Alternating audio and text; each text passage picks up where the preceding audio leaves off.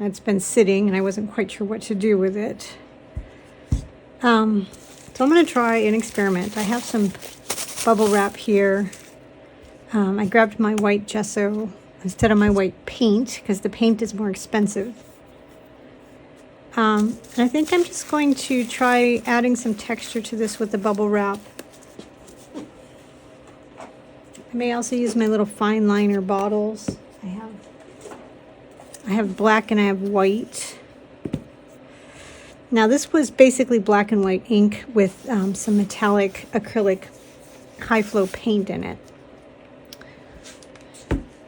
So I am just going to take a little bit of the gesso and paint it on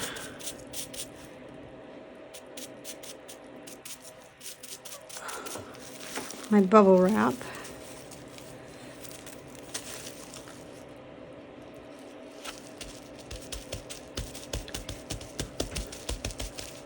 Squish that down.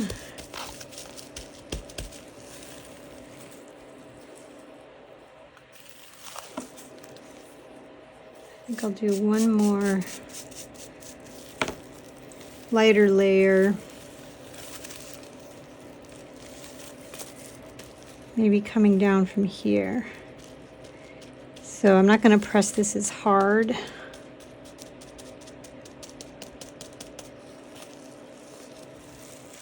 Yeah, that's a much nicer print than that is. That got too heavy. So I could experiment more, and if for some reason this side, you know, I can always crop it, like cut it off and keep it if I want to keep it as a final piece. I'm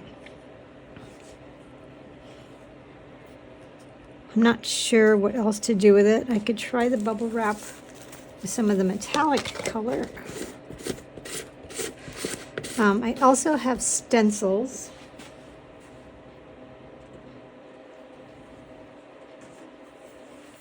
Here was the metallic I used. It's a Lukas Crystal Liquid copper color.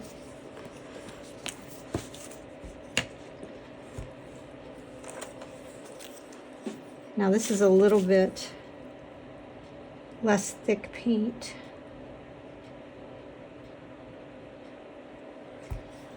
So I'm going to paint it on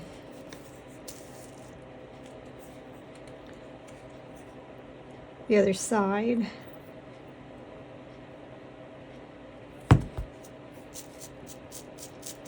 Now the metallics tend to be thicker just because of the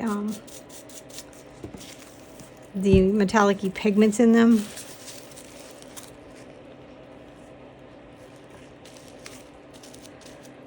And I'm going to press lightly again instead of harder.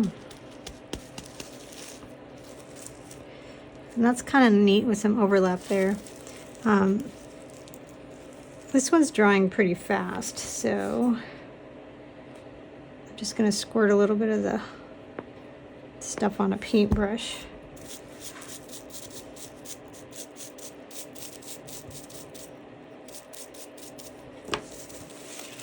And go over this white batch here. See if I can kind of knock some of that really heavy white down.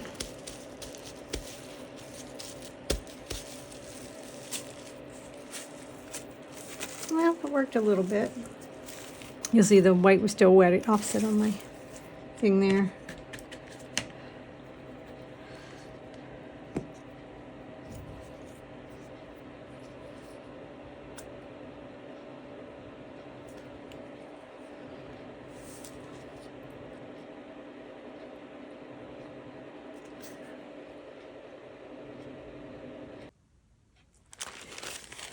Okay, so I thought probably the best thing maybe it was to do a little bit of collage paper on here. So I have some papers that I pulled that this one has the metallic color on it. This is a really interesting paper. It's orange, but it's close enough to the coppery color that I think it will work. And then I have this interesting paper that has these white sort of strands of fabric woven in them. So what I did is I found a couple pieces that I cut out that I'm going to use, and then I also pulled out a little section of this sheet and a couple of strips of the orange paper. And what I thought I would do is there's this upper left section here, close my bottle, that is kind of plain. So I thought I might try covering a little bit of that up with that one. And then the same thing down here where it's a little messy, just to kind of offset those. And put that one down there. Maybe cover up a little bit more of these sort of messy dots here. And then I was playing with putting this like overlapping here to connect this coppery color a little bit. Then it was try to find a place for these. Again, I want to cover up some of that stuff in that corner, and we've got this coppery color that kind of pulls up. And I could put that there, although that's probably too close. So I think down here would also work.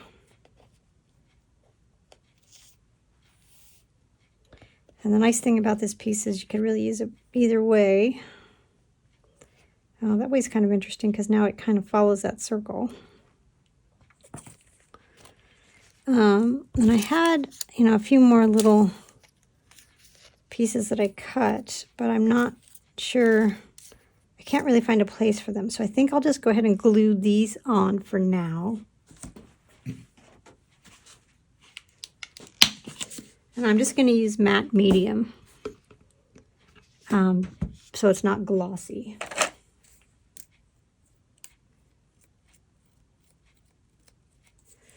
And this is just an experiment. I mean, this is a watercolor block, so I was just playing with some of the inks to see how they flowed and how they interacted. So this whole thing's kind of been an experiment anyway, so I think it'll be fine.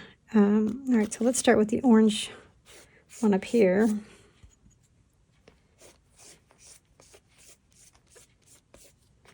And I want to cover up just that little black line because it kind of draws your eye down into that corner. Now, this is going to obviously be a little bit more subtle when I get it on there.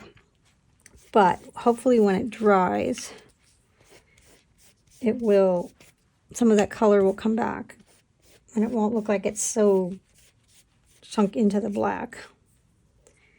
And then this I wanted to overlap a little bit, but also keep it down here, covering up a little bit of the white dots. Now this is also a little challenging to put on because it's got some texture and stuff to it.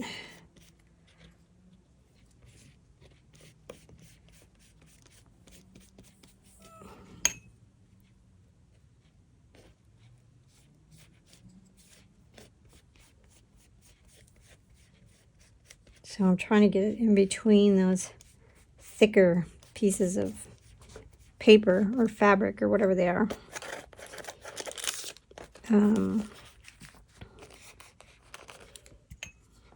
Okay, let's put this one down.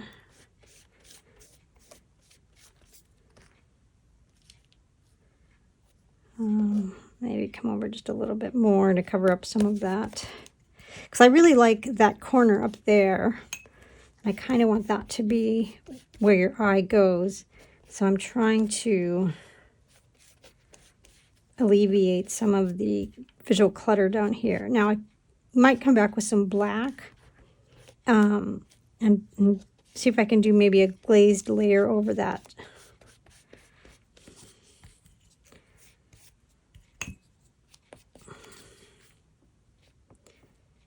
And this I wanted to put about there.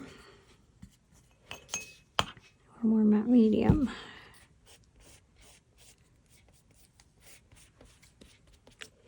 And then I have this piece here, which kind of connects this area to this piece, and then this piece kind of connects into this piece. So I'm hoping that from a visual standpoint, the way I'm placing these will kind of bring the viewer around the piece.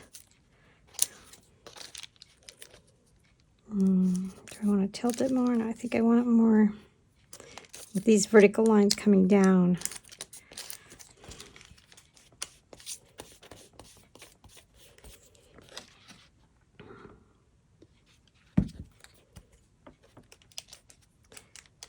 Now this paper that I did this on might also even be more of a vellum paper, because I'm also finding it's kind of fighting to stay stuck down.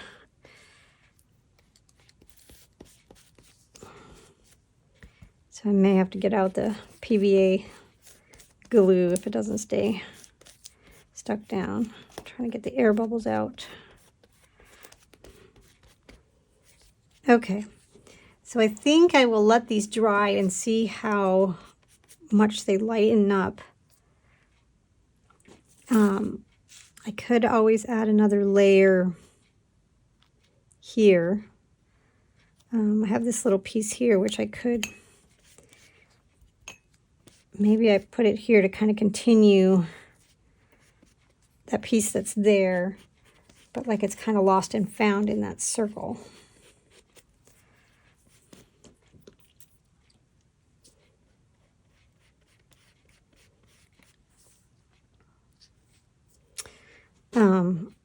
And then, yeah, I think I probably will have to come back with some black and sort of mute this out a little bit, because I really do want this to be more of the texture of the piece.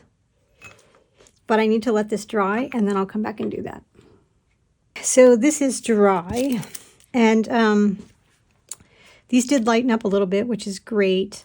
I still really like this area here as the main focus, so this has gotten too busy. So I actually found, I was originally going to just paint it with some black paint, but when I was digging through my scraps, I found this, actually this black piece of paper that was like already had a rounded cut on it, and so I just ripped part of the thing off there, so it actually fits my shape here. So in order to cover up some of that, I was thinking of, and there is a pattern on one of these sides.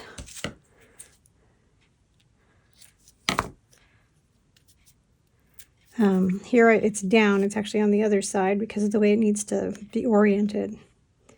So the thought was to do that. And then I kind of looked at it as a vertical this way too, and I like that, except that now I feel like it needs to have some black up here. So unfortunately, all I have left is kind of this little sliver of that black.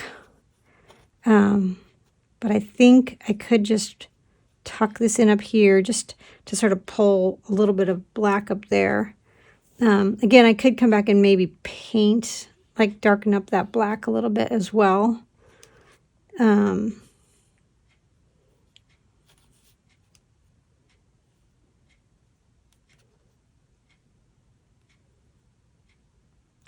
But I think I'll go ahead and glue this on, and then if it still needs to be darker, I could do that. I'm going to rip this edge.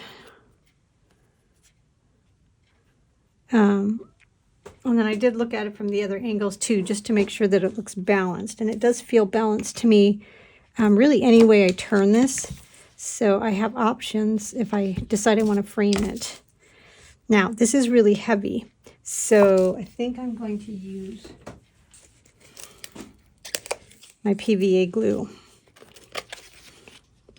So you'll see this side's got some bumps on it, which would be really cool, except that it's, you know, facing the wrong way. So I'll have to forego the texture. I'm just going to sort of spread this out to the edges.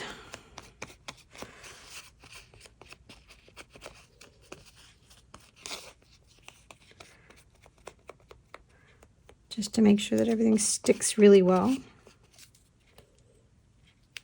And since this is paper and not canvas, it should hold up pretty good. Canvas sometimes is problematic putting collage stuff on, one because of the texture, and then if you've got extra layers of paint on, everything takes way more glue to stick. And I like these little torn edges. It kind of mimics the sort of dot pattern here. And make sure that looks straight. And then I'm going to put this little piece on. Now it's small enough that if I decide I don't like it, I can always pull it off, I think. So I'm just going to put a little glue on it.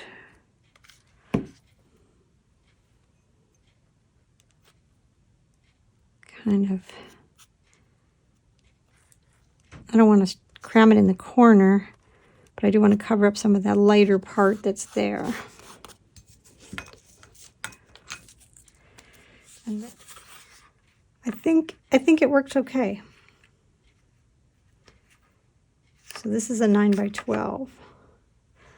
I could crop it in a little bit more. Again, I could go one way or the other. I could just crop that out completely, you know, get a smaller frame. I think it probably works okay this way too.